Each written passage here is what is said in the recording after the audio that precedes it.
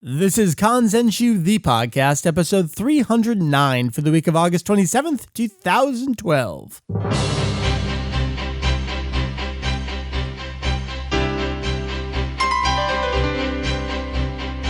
What up, Internet? Welcome to Kanzenshuu, the podcast. Correctamundo dude, an extension of the all-encompassing Dragon Ball fan site. Kanzenshuu. That is, once again, as always, correct. We cover anything and everything Dragon Ball in hopes of enlightening and a little bit of slurring words, a little bit entertaining, having a good night. My name is Mike VegettoEX, joining me across the internet, watching him have a little sip of something over there. I'm going to pound this bad boy, and we're going to see how this night ends up. It's going to be a good night. Heath, how you doing, man? I am doing swell. Good. The Hujio is awesome over there. Trying to be. Good. You and I, it's just the two of us doing a little Dragon Ball, a little podcast episode here. I'm down with that, though. I am. It's what we do. It is. On a Sunday night. Sunday night, exciting times here. We got some cool stuff to cover. Last week on the show, I didn't really get into the news, so I kind of wanted to cover it this week, but there's really no new news, so it's just kind of recapping the news that I kind of already said, even though there's not a whole lot to say about it. I'm sure we can add to it. A roundabout way of saying there's not much to talk about in terms of news. But I have a topic that has spawned out of my, I don't want to say nonchalant spending, but perhaps it's something like that. I don't know. Impulse. It was definitely an impulse because you could see it in real time if you followed along on Twitter with me one evening not too long ago. We're going to talk about collecting things for the Dragon Ball franchise, and that can be whatever your vice is, whether it's figures or CDs or posters or video games, as it occasionally is in my case. Collecting things, whether you still do it, your thoughts and why you think you do it, those kinds of things. And we have Heath, you and I was going to say many episodes ago, but wasn't many ago. We tried catching up on our backlog of questions. I think we're going to try and make a dent in that again. We're probably not going to cover them all, but we have some. So that's my plan for the episode. Does it even remotely line up with anything you have planned for the episode? No, not at all. But okay. I'm game. All so, right. I don't know. I'm glad we have a backlog of questions because it's always nice to come back to. Here's the deal. I am in charge, so whatever I put on the outline, that's what we're covering. That's why you're the man. You do have editing privileges, so if you wanted to, you could just kind of, in real time, select all, delete. Yep. We could just, I don't know what we'd do, so we'd please go don't back do that. to power levels. That's what we're going to do. No, we're not doing that. I have stuff, but it kind of ties into the topic, so I guess I'll hold on to it. You have any Dragon Ball stuff you want to toss out? I mean, you got site stuff, but we'll talk about it later, I suppose. Yeah, we'll talk about that later because that's way more exciting at the end. Yes, when I people agree. actually care after they've listened to us rant for like an hour. Right, they want to hear about the meat and the potatoes, and then they can hear about the side veggies at the end of the show. Exactly. Okay, so let's just go over to the news. Only bit of news. I'm going to ask you to recap it. There's not much to say here. Dragon Ball Heroes Ultimate Mission 3DS. We're all super excited. So it's coming out to the Nintendo 3DS sometime in the winter of 2013. So what? Yeah, what winter of 2013 is that? I don't know. Is it winter 2013? Yeah, it says Seems winter like 2013. Awfully far way away for them to announce it. Yeah, but could that be, that's what I'm saying, is what winter? Is that these coming months as we cross into January, February territory? Or is it I guess it yonder? could be, but naturally I think like in the year 2013 during the winter. Yeah, but there's two winters. I'm pretty sure that's they're the thing, talking because about it falls into whatever. Earlier So in the it's year, I would assume. So like January, February, is that what you're thinking? Yeah, I'm thinking February and March. When was Ultimate Butoden was a February release, so I think we're probably looking at something similar to that. They seem to like their months. This is when we release things. Well, the portable games in particular, I believe even Shin Budokai games were kind of Marchish territory, and you think about, you probably go back and look at the reviews section of Kanzenshuu, but I always remember doing the portable reviews earlier in the year, and then, of course, the October-November timeframe for the console releases. So this kind of lines up with what we expect. We just have only had one portable game a year. I really need to do my review of last year's portable game before the next portable portable game comes out. That's just what we need. More reviews of video games so that Mike can play them. Well, here's the problem, because the 3DS is region locked. So if I'm going to review this game, not only do I have to finally buy myself an American 3DS, but I'm so excited because the XL is out, but now I'm going to have to buy a Japanese 3DS in addition to buying the game. And I don't even have a Heroes Arcade game to tie up with. So this totally ties into the topic at hand, is what you're saying. Yes, I'm going to buy the game regardless, but... yeah. Is there anything else to say about it? What was it, like 800 cards included, 200 characters? That's all we know right now. Yeah, that's essentially, and then you can link it up with your account if you play Dragon Ball Heroes in the arcade, and it's all going to be super fancy and technologified. I like that word. Yeah, there's not much now. It was just the initial announcement in VJump. That would be what month is this now? So this is the August, comes out on the 21st, October issue of VJump that this would have been announced in. So hopefully we'll hear some more information, but it won't be for about another month until we hear news on this. And there's a website. There's a website. There's nothing there right now. Yeah. It's one page. It has art. Couple small screenshots. Shows the Gogeta cards. It's like, hey, all the current stuff. This is going to tie in with it. So I think it'll be neat. I don't have a 3DS, and I'm not a huge proponent of 3D to begin with. So yeah, well, the 3D aspect of it is being tossed aside. It's just the fact that it's portable at all. Here's a really interesting question, though. The Dragon Ball Heroes underlying game engine assets. This is all, I mean, it's sort of a sequel to, successor to these Bakuretsu Impact games, the card-ass series of arcade games in Japan.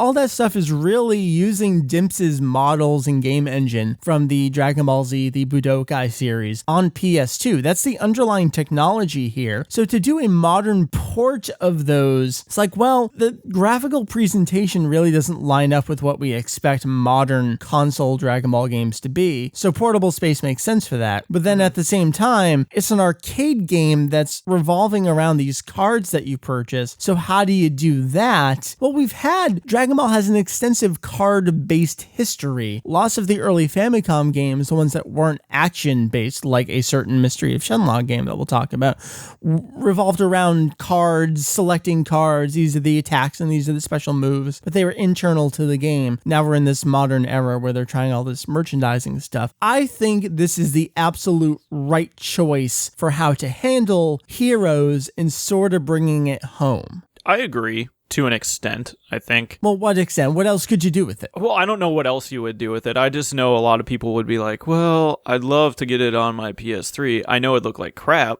Yeah, but what would you do with it? Yeah, would it I know, be that's like the thing. An internal store, like on PlayStation Network, PlayStation Store? Would you buy cards? Like, how would you handle it? So that's why I think the portable space works best for it. We'll just agree on that. Okay. That sounds good to me. So really, we're talking about it as if we know more about it, but there's really nothing right now. Heroes. Ta-da! 3DS. At least we know they're doing something with Heroes besides just the arcade setting, which is nice to see because a lot of times we'll get some of those games that never make it, and then some games do, but it's horrible. So who knows? I'm telling you, what they should have been doing is never have done Dragon Ball Kai, have people still salivating for new Dragon Ball material. There could have been a Dragon Ball Heroes TV series with this random hero avatar as the main character. Maybe they didn't even have to name him. Maybe he could just be called Hero, and they could have been telling these stories that they kind of show in the promo commercials for the game and the new card releases. If I was a master marketing professional,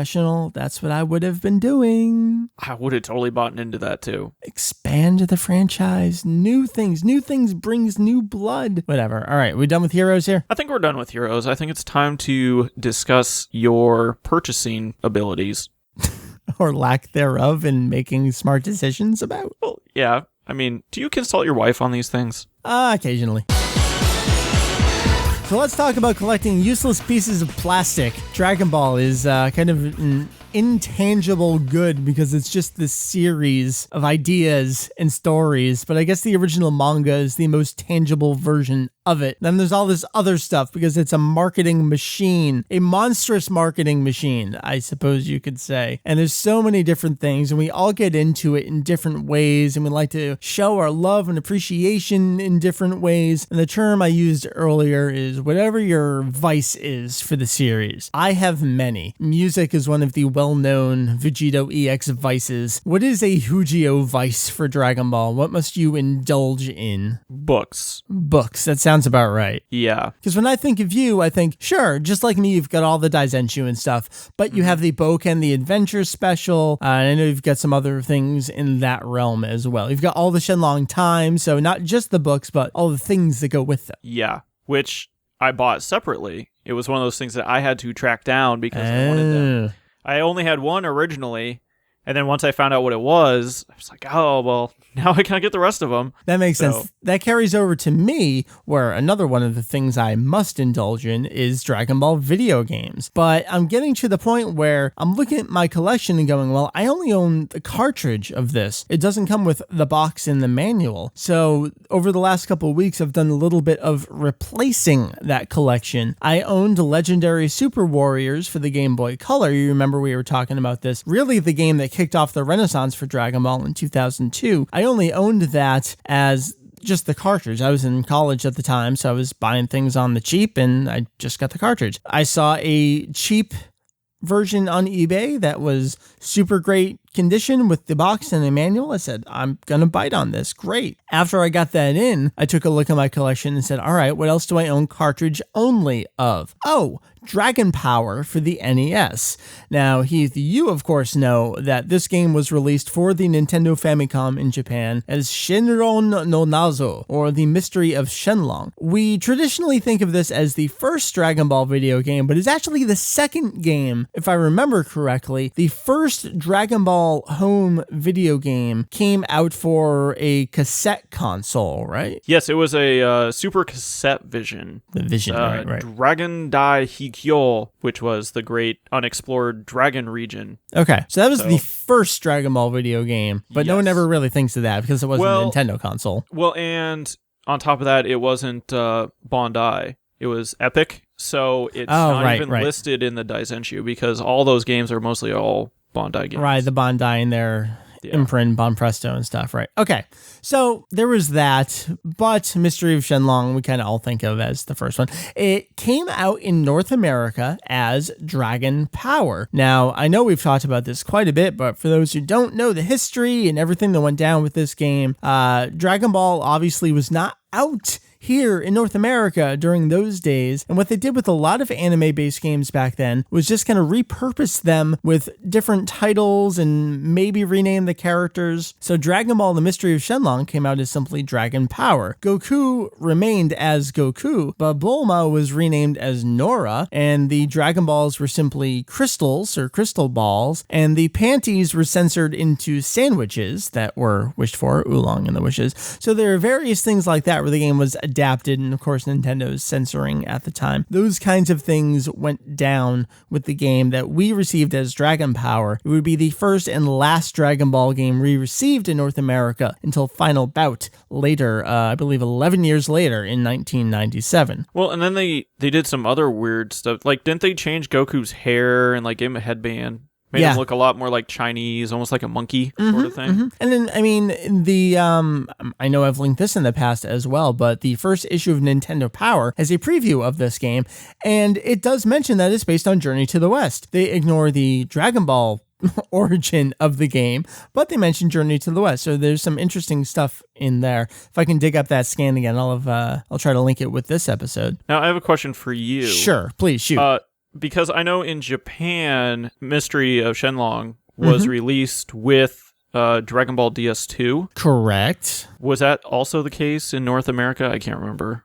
See, here's the thing. I don't know if it's hidden away in the game's programming anywhere. Because it wasn't outright said, we have this on here. Right. They never answered or said anything about it. It's not selectable anywhere. So even if they wanted to include it somehow, like they didn't even include Dragon Power. It's just not selectable anywhere. But on the Japanese release of Dragon Ball DS2, once you get to a certain point, like just after saving for the first time, I think it is, you can then access the Mystery of Shenlong from just the main title screen of Dragon Ball DS2. But right, that was removed from the North American release. Again, I don't know if it's still like in the game's programming inaccessible somewhere, but you can't actually get to it just playing the game normally. Okay. So, to just bring it all back around again, another game that I owned, cartridge only, the label's kind of torn up. I happened to come across a wonderful condition, complete in the box with its manual. An NES game that you can find like that is super, super rare, and it was not an outrageous price, so I bit immediately, and you could see my meltdown on Twitter as this was happening. So this is another reason why you want to follow along with Kanzenshuu and all of our individual accounts. So this is what happens to Mike, where I feel almost compelled to buy Dragon Ball video games to kind of complete my collection, and I'm way off from folks like, I believe, the French fan Genki, who's got, multiple, the European, the Japanese, the North American release of all the various games. I don't have any European releases of games, but I will have American, Japanese releases of games, and I try to complete the entire run within a system, those types of things. So my getting the video games complete in box is sort of akin to your completing your Daizenshuu run with, oh, I don't have Shenlong Times number 2 or whatever. Well, let me look for that separate to at least complete it over here. For the most part, I think the only book that I have not gotten yet is the Uranai Baba,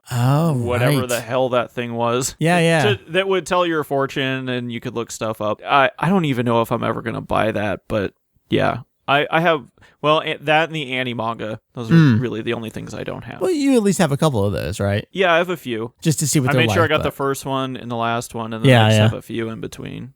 I hear you.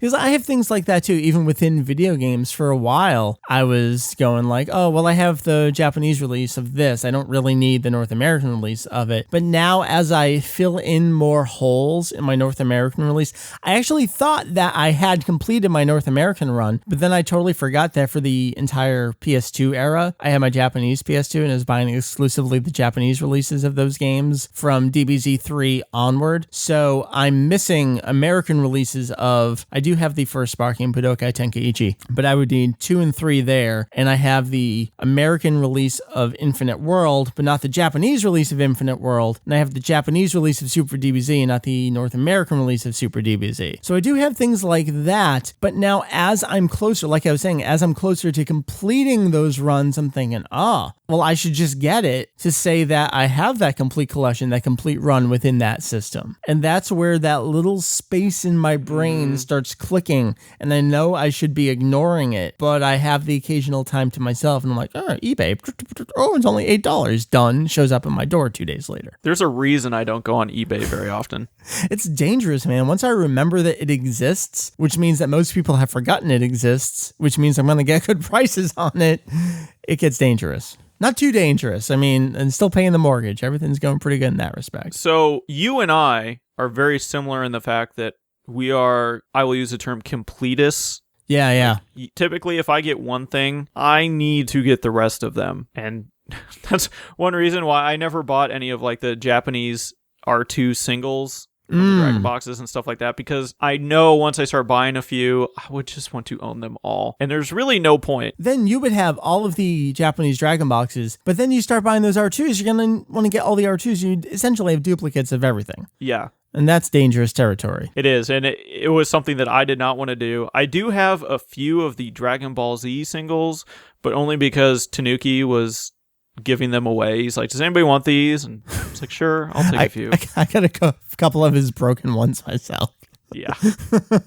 Well, I wanted the first one at least. I'm like, well, I'll take the first one so I can at least compare. Yeah.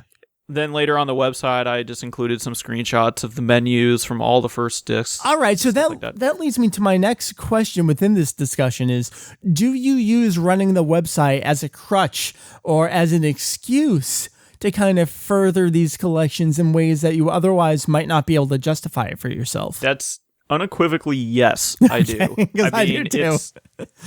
I think the main reason I own half of the things I do is, well, somebody needs to update about this, or a new book comes out, but nobody has any details. So I order it, and then I start translating some stuff, and then I'll scan other pages and send it off to Jake, and then he'll translate those, and eventually then we'll get a whole page thrown together. So what you're saying is you get off on it at the same time. Sure. And I mean, yeah, that's kind of a joke statement to make, but I think there's a little bit of truth in there at the same time. Mm-hmm. I think it's a huge crutch. I mean, it gives me the excuse to tell my wife that, well, I need to buy this for the website. And you can't really tell me no, because the fans want it, and I can't disappoint the fans. Yep. And we have very understanding wives in that respect. Mm-hmm. So I guess beyond those couple things, me and video games, you and books, are there any other things where you felt like you just wanted to collect them but never really got into it? I guess my closest thing would be figures. I don't know a whole lot about them, but I think they look really great and I like setting them on display, and I try to get a couple every year, but I couldn't tell you what all the different lines of figures are and what they're made of and what this is a re-release of, that kind of stuff. I'm the same way. As far as figures are concerned, I have a few here and there, and they're all out on display. I have a couple that I even have to rotate, because I have so many from one line. Yeah. But yeah, I'm not really all into what's what, so I've just never really researched any of that stuff. Now, I'm sure I could convince myself that I need to know it all, and I would try to. Right.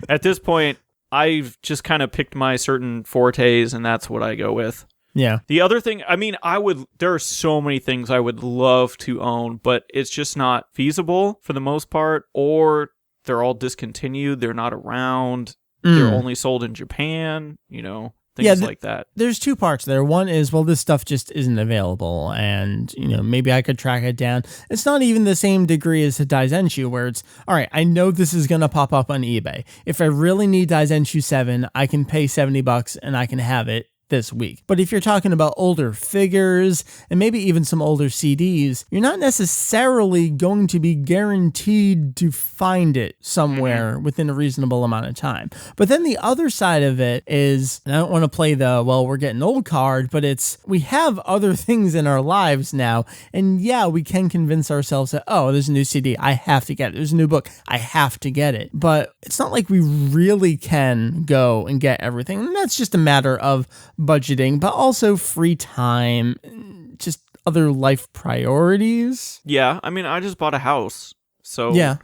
I mean, it's just one of those life things that you can't always have everything, and I think you just have to realize that. Do I want everything? Sure, I would love it, but someone would have to send it all to me. Wink, Nick, Tanuki.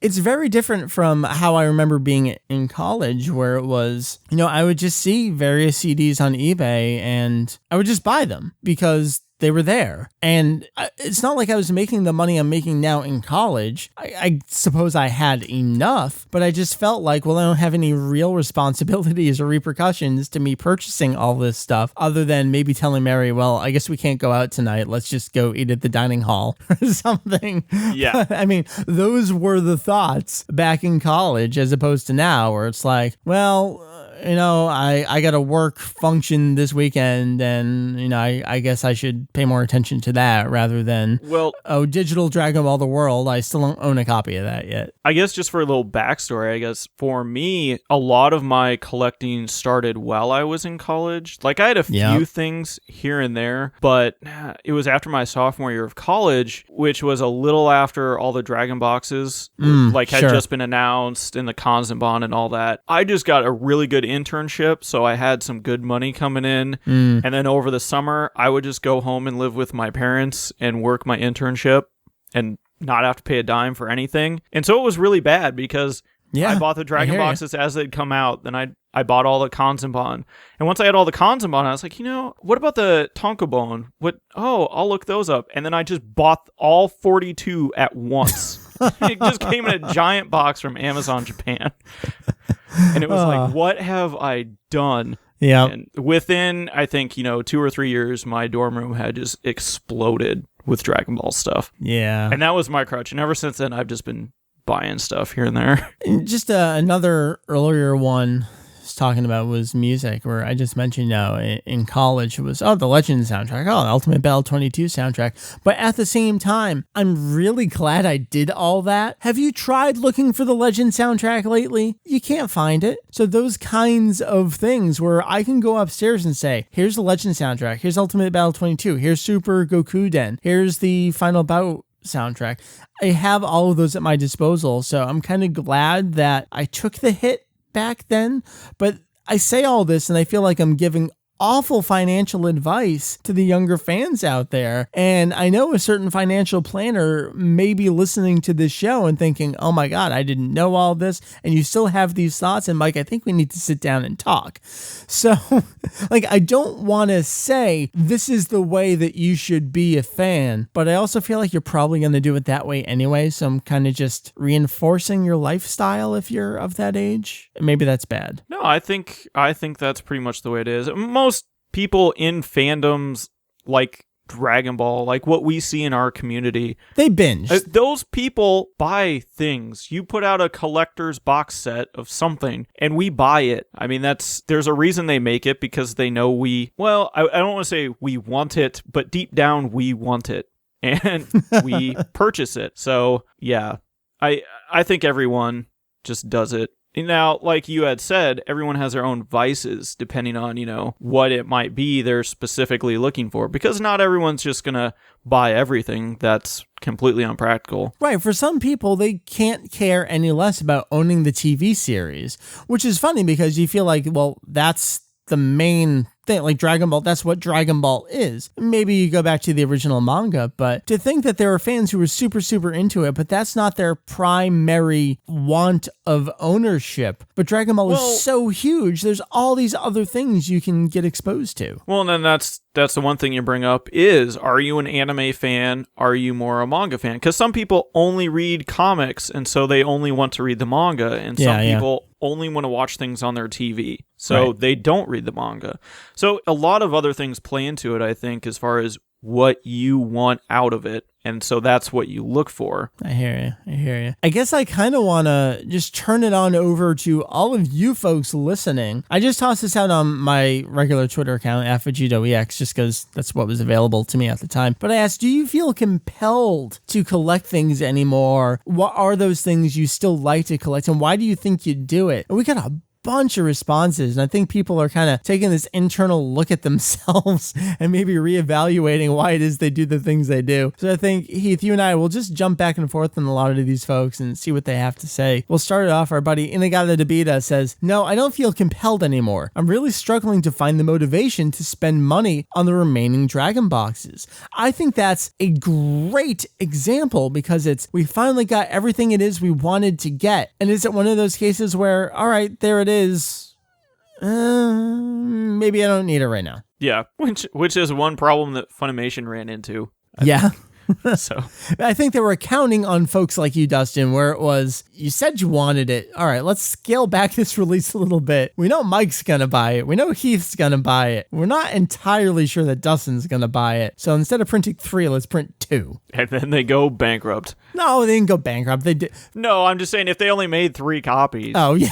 Yeah, 3 copies. Success. Domestic anime market. After what they paid probably to get those masters. I know, right? Then we have Daniel, who said, I would love to buy new stuff, but nothing catches my eye as a must-have. Now, I don't get that, because there's so much stuff for Dragon Ball, but maybe it's slowing down, maybe it's not, maybe just not the right thing is there. That could be, and I guess it also depends on, what area is he looking in and what country. Yeah, that's true. Some countries are doing certain things and others aren't doing certain things. Yeah. I know I hate to forget about it, but the international audience for Dragon Ball and our site and our podcast in particular is so huge.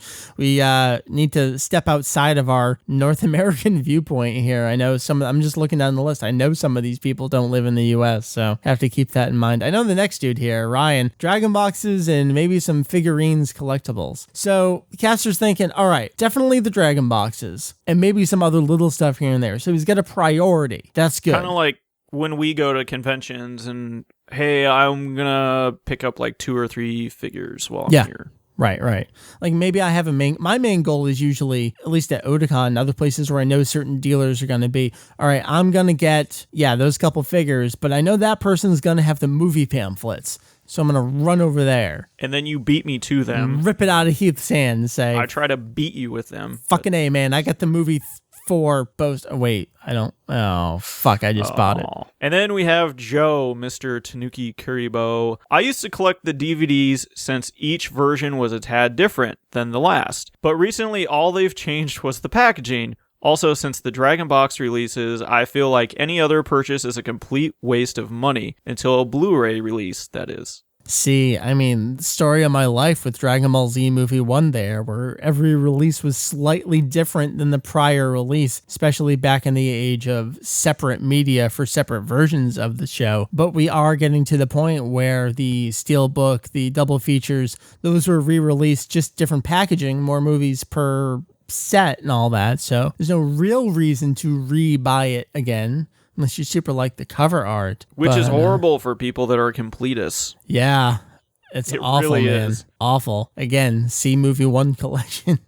But yeah, we are at the point where whatever version of the show we own, I think for most fans, it pretty much suffices. Even if you're an Orange Brick owner and you feel like that's enough, well, that's enough for you. And for the Dragon Ball, I think that's part of what they ran into with the Blu-ray release, where it was the Orange Brick owners that don't care, that was good enough. And for the Dragon Box owners, just coming off of the Dragon Box, it was, we're pretty good. I mean, this is great, but we're pretty good. Well, people just wanted other Dragon Boxes at that point. Yeah, like let's move on to a different part other than Z, the oversaturation there. All right, John Edvar says, I want to have the series and the games. I currently own the Norwegian manga, all of Z and GT, all of the Dragon Ball movies, and all the PS2 and PS3 games.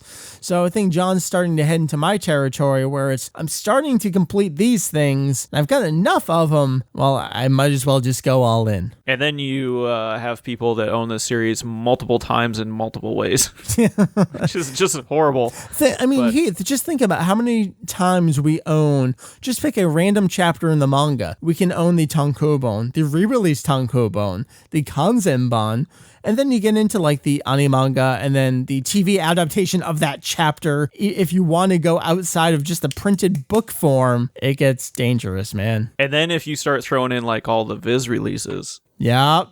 Yeah, because I own the Tankobon a couple times. I'm looking at some of my monthly releases right across from me on the circular table down here.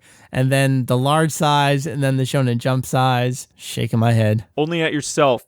The only one you can blame is blame itself. Well, sure.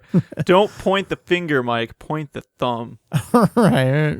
Got that? How does this work? And then we have Stacy. I don't seek it out much anymore, but if I come across something I like, I'll consider picking it up, depending on the cost. That is the mature, intelligent way to handle this. I like the way you think. Unfortunately, I can't think that way anymore. It's the opposite of what you do.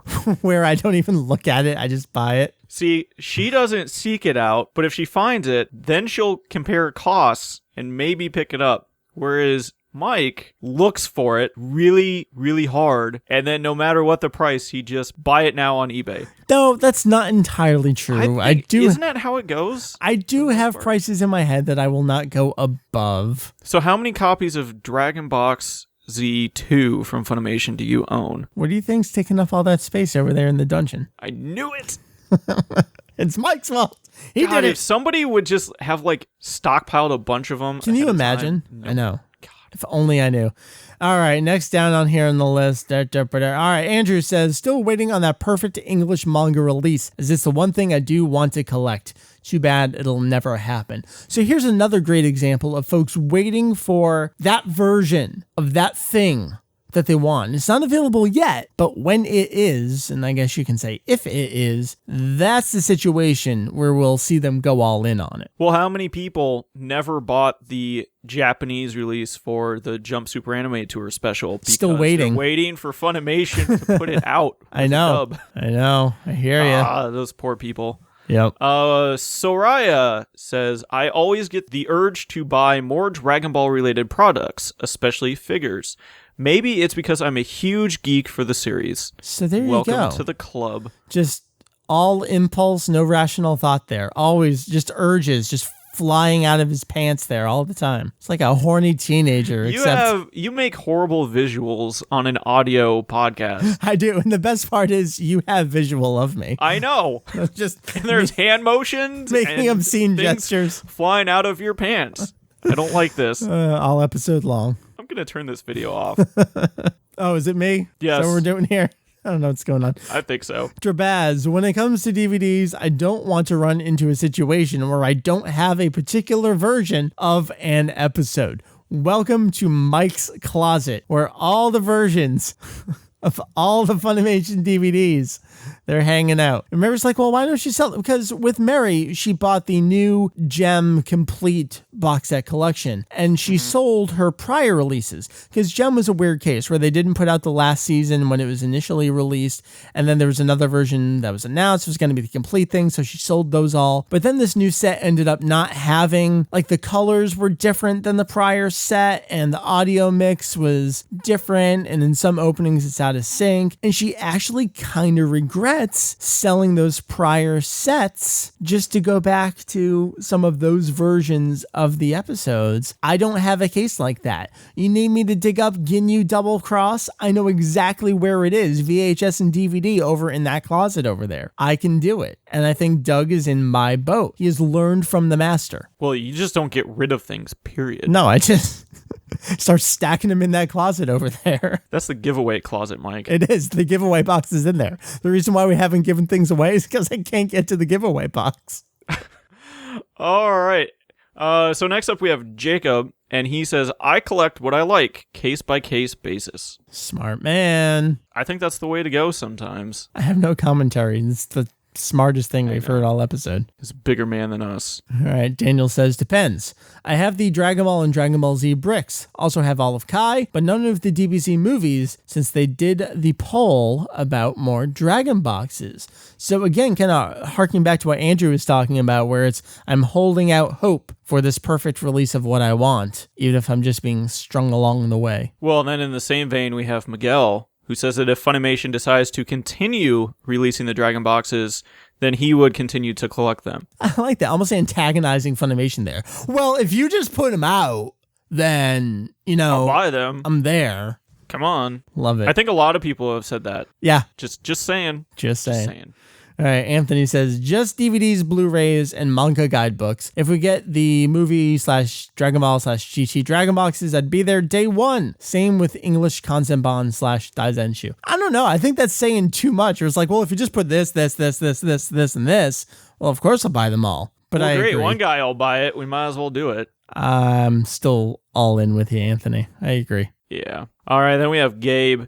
So, besides the US Dragon boxes and manga, I'd say random minifigures since they can be really detailed and take up minimum space. I like that. I think that's one issue we haven't really discussed, space. Yes. When it comes to collecting, sometimes... You hear me. The closet over here, the dungeon full of DVDs that I can't even get to anymore. I think you need to clean house. Maybe if you would flood your basement again. Again? I hate you. Even Mary was like, maybe we should have put tiles down here just in case it floods again. No, don't do that. No, it's so comfy. It'll be all with cold. carpet. It's in the basement. I know. All right, what are we up to? Different up to Mike. mic. A mic more different than this mic right here. Dragon Ball is still part of my life. I love all different types of collectibles. I'm a big figure fan, and I'm looking into playing some of the old Super Famicom games. So just falling off the wagon here in the opposite direction. We're all trying to head in this direction of being more selective about what it is. And Mike's just like, fuck you guys, I'm going this way. There's figures over here.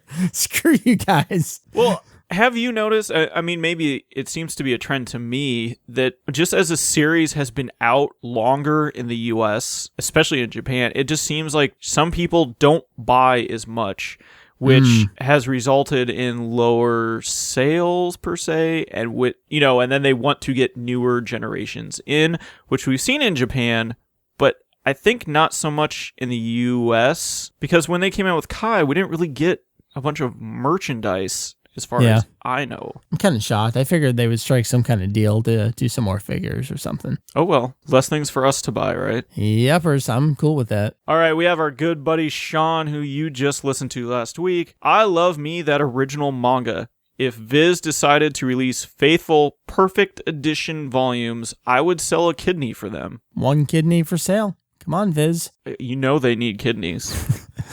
Do you accept kidney? Why, yes, we do. Step right on up, sir. Great form of payment. We'll give you body parts. Wrap it up here. The last comment I saw on Twitter. Fernando says, I tried to grab Oob merchandise because I don't find it very often. So here we have a great example of a selective fan, where I'm not going to buy everything, but this one thing related to this one character. That's my jam, yo. I think that would be hard to find a lot of things for Oob. Yeah, right? Considering how little he's actually in the series, even though you think he would be a much more major character. And that's a lot of folks' problem with GT, where it was, what the hell happened to Oob? Heath, has there ever been any Papaya Man merchandise? Because going That would even be further awesome. than Oob, I need a Papaya Man figure. I want him standing strong and tall on top of my monitor. There might be like one out there. I don't know if there is. All you Dragon Ball figure fans, oh my goodness, tell me if there's a Papaya Man figure, because I will pay top dollar for it. And a kidney. And a kidney. Well, I'll pay with Sean's other kidney. He doesn't need it. I need it. I got stuff to process. Sean doesn't need it. All right. So that's what everybody else thinks. Yes. Are we still on the same page? I don't know. I think everyone's on different pages. Some are smarter and more responsible than others. And I think you and I fall in the middle somewhere. I would agree with that. Everyone's got their vice, their shtick. I'm very interested in hearing more folks, more vices, more shticks. What is it that just makes you weak in the knees and throw money at vendors, whether they be online or in person? Let us know. We have a thread for every episode of our podcast. So head on over to kanzenshuu.com, click all them little links. They point to things. Love to hear what you have to say. So I think what we're going to do right now is do a couple questions you folks have. All right, the first question we're going to do here, Guitar Hero Rocks 2, I believe the name was. Hello, I'm reading the intended endings guide and just got done with the Cell Saga one. It basically said, for Kai ending at the Cell Saga, that there isn't really any reason given that it ended there other than rumors. Though I thought the reason it ended there was because another show took the time slot in Japan or something like that. Did a show take its time slot there and you guys didn't mention it, or did that not happen? Now, Heath, the way that I would classify this is something like Toriko didn't take Dragon Ball Kai's time slot. It was that Toriko took a time slot that was just being taken away. It's kind of like independent things happening here that happen to come together. Is there a better way to describe it? No, I think that's pretty much it. I mean, if the show ended, would they not put another show there? Right. So it's kind of, I don't know. The show didn't end so they could put Toriko on. Right. The show ended because the show ended, and it just so happened they put Toriko there. I guess there's a little thing we have to clarify there, and that's because the earthquake and the tsunami was taking place. There was a very hard start date for Toriko that had been announced and printed, and it really had to start at that point. So the 98th episode of Dragon Ball Kai, which is Trunks returning to his future timeline, destroying 17, 18, and Cell, that episode did not air. And I suppose you could say that Toriko took that episode's spot, sorta. It just didn't air. But really, it's not that Toriko replaced Dragon Ball Kai. It's that for a variety of reasons, Dragon Ball Kai ended at the point it ended at, and that meant that its time slot was going to be open. And Toriko was the up-and-coming new merchandising sensation for Shueisha and folks, so that's where it happened to go. Well, I guess we should also mention that the reason that Toriko had to air on that day that they had announced like 2 months in advance was because it was a crossover episode with One Piece, which aired, right before, or was it before or after? After. So, with this crossover episode, if they decide, well, we can't run Toriko because we want to air the last episode of Kai, then they couldn't run One Piece. So what do you do? Right. So they had to do it. And again, that's just that one episode and that one weekend that was taking place. It wasn't that all of Toriko replaced Dragon Ball Kai just because here comes Toriko, so forget about Dragon Ball. Kai was already doing poorly enough. And Heath, you and I at Otakon that prior year got our first hint of news at, this isn't really as successful as we think it's going to be, from Yuji Mitsuya, who played Kaioshin in Dragon Ball Z. I am so proud that we got those first hints up online. Really, I hate to toot our own horn, but we kind of broke the news of Kai's not doing well and it might end soon. It's really funny how you find some of this stuff out. And when you can do it first person, it's first. Yeah, it's really odd. And that was well before Toriko was coming in. So there was already this thought that Kai might be coming to a close. So to answer your question, the point of that little bit of text in the intended endings guide saying that, well, Kai ended at Cell, that must have meant it always was going to end there. None of that really pieces together in any substantial way. That note, I think, is correct as is, and I don't want to edit anything about it. I think the only thing we could add in, which maybe it says it, I haven't read that section in a little while, but it was mostly just financial reasons. Had nothing to do with plot points of, well, we're going to end because of this plot point. Right. Okay, fair point. And that it was Toriko was coming in, not to replace Kai, but happened to replace Kai. Exactly. Okay. The two things have nothing to do with each other. Other than having everything to do on that weekend together. Yes. Okay, let's read the next email here. This one comes to us from Mizushim. I hope I pronounced that correctly. Yeah, I don't know. I just expect there to be an I after there, like Mizushimi. I know, I almost said Mizushimi, but there's no I there. So, hey guys, absolutely love the podcast. Now, I know you guys don't follow Funimation as much as Japan when it comes to Dragon Ball, but I just wanted to show you guys a little excerpt I found on awacon.com. You know, that place that you went to 4 years ago and never visited again? Please visit again, by the way. I became a frequent and loyal listener that day. Anyway, here's what I found on the video room page. Dragon Ball Z Blu-ray TV episodes for the first time anywhere. The classic story of Goku's search for the 7 Dragon Balls comes to HD as a little boy begins his greatest adventure ever. Funimation, it lists it as a world premiere. Just wanted to ask what you knew and or think about this. The summary looks dangerously like Dragon Ball without the Z, but that's probably not Funimation's words. On a completely different note, I just wanted to inquire about what programs you use to both record Julian's voice and to have a full conversation. Do you use Skype? Because it's so clear. Thank you for your patronage and get back to work on that GT review of awesomeness. So many points here. First of all, what patronage? What are we continuing to attend and show ours? I guess just Dragon Ball. I don't know. All right, let's start at the beginning here. First of all, attended and then never attended AWA again. Bitches, we went from 2002 until whatever year it was that Mizushim went. I think that was the last year that Mary and I went. We haven't been back since. So is that 2007? I think maybe. I think it was 2007. It was 7 because Mary and Liz, Brad's wife, his fiance at the time, did their Battle of the Brides Iron Editor. And Mary and I got married in 2008. So I think it was 2007 the last time we went. We went for many, many years. And no, we have not been back since. And I always loved AWA. And it just doesn't work out its timing anymore on that stuff. So I apologize, Mizushim. We would love to come back to AWA at some point in the future. All right, so then just going by their schedule here in the description, I took a look at it. The schedules that go up on convention pages are usually just someone at the convention writing, typing things. This almost makes it sound, as Mizushim's hinting at, like, is Funimation doing a Blu-ray release of the original Dragon Ball, or perhaps Dragon Ball Movie 1? I have to imagine this is just a mistyping, because if this was the first leak, we would already have retailer spec sheets and even a trailer hint or something. This has just got to be a mistake somewhere. That's my only guess. I mean, it almost looks like just a stock line that they pulled out of something. Yeah. And threw it on there. Or maybe it is Dragon Ball Movie 1 and they're just pulling the title from maybe the Blu-ray from last year, maybe a copy and paste error, something like that.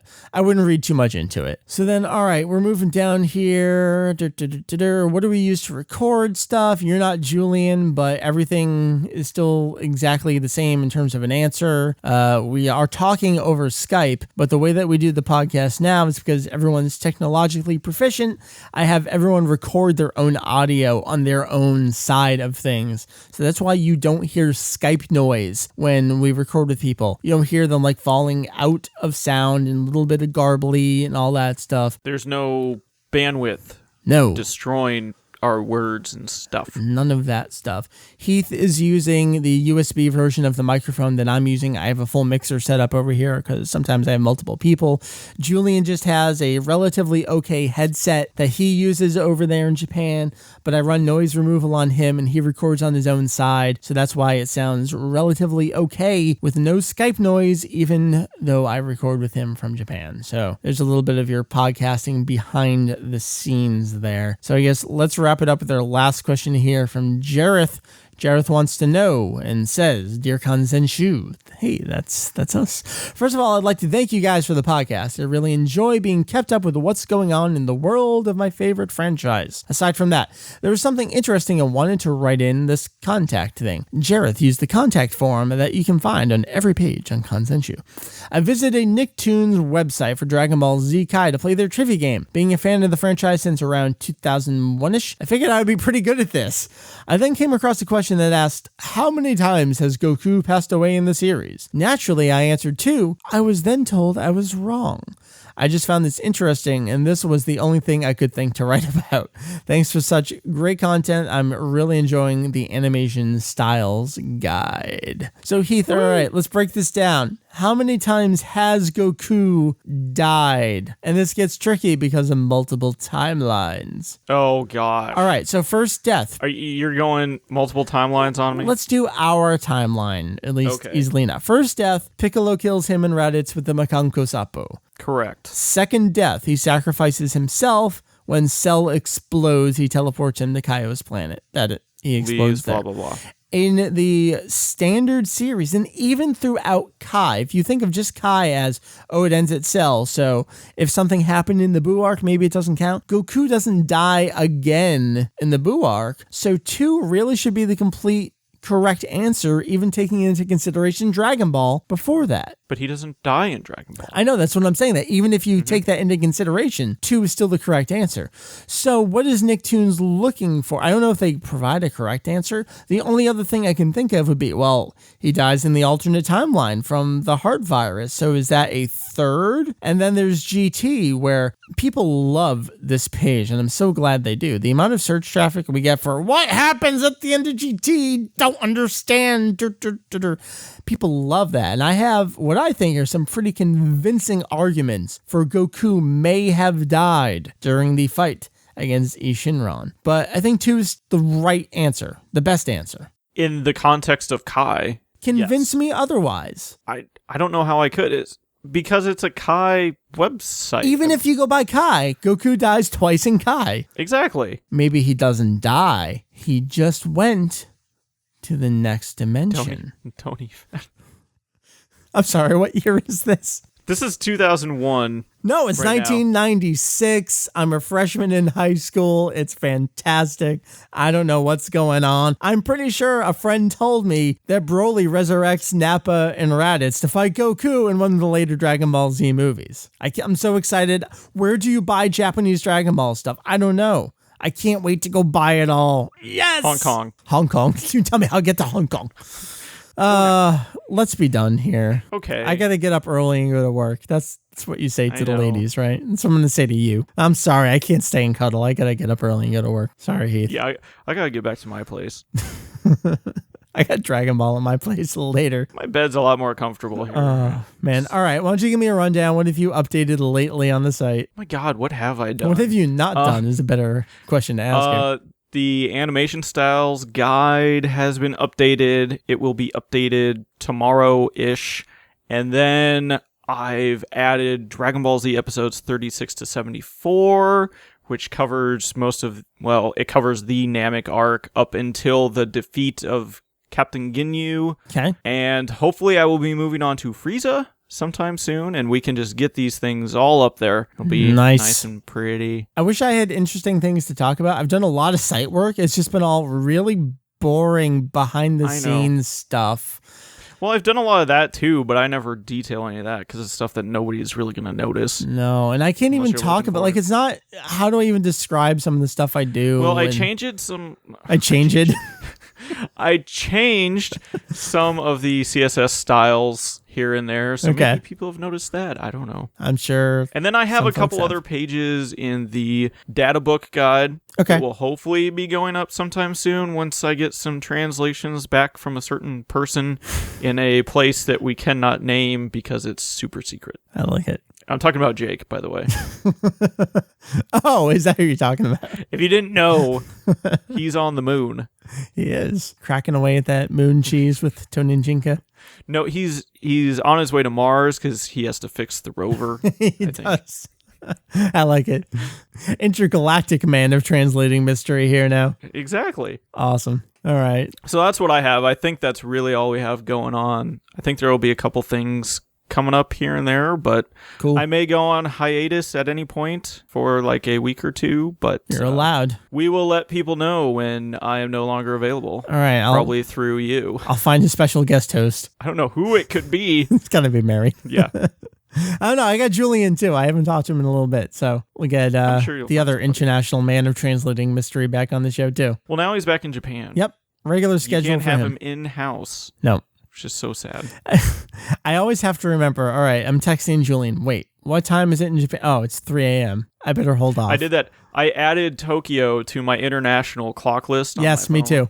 Yeah, you got to do that because I'll forget. And because he's such a great friend, he'll check his phone and respond. I did that when I was on vacation. I just sent him a picture or something. And he's like, it's 4 a.m. I'm going back to sleep. I'm like, oh, first of all, I'm sorry. Second of all, you didn't have to respond to me right away. See, I put my phone on silent. Oh, mine's in a different room. Hell's no. Until I wake up in the morning. I'm not talking mine's to my anyone. Alarm clock, so I sort of need I see. In the same room, or it really doesn't work very well. I'm kind of looking, I think this is one of the features in iOS 6, which is going to be you can set custom things like only this person can break through the silence of mute to get through between these hours. So I'm kind of excited about that. I would like that. I think the only thing on my phone that would break through is like 911.